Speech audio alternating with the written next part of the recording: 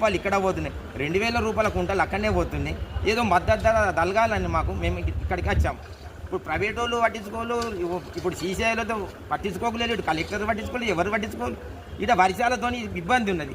ఇక్కడ దోమలల్లో వంటున్నాం 4 రోజులు అలా ఎవరు పట్టించుకోలేదు.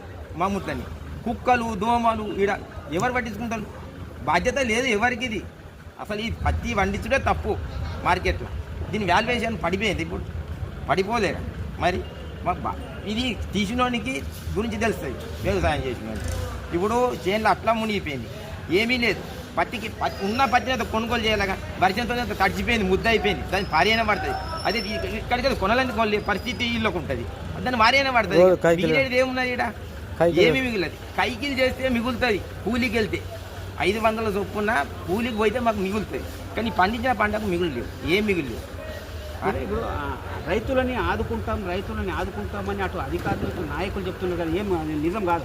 ఏం ఆదుకుంటారు? ఇప్పుడు 4 రోజులు ఆయా నేను తెచ్చి ఎవరైనా ఆదుకుంటున్నారు? ఇక్కడ అక్కడ కలెక్టర్ పట్టించుకోవడం లేదు, ఇది సీసీఐలు పట్టించుకోవడం లేదు. ఎవరు పట్టించుకుంటారు? మమ్మల్ని ఎవరు పట్టించుకోవడం లేదు.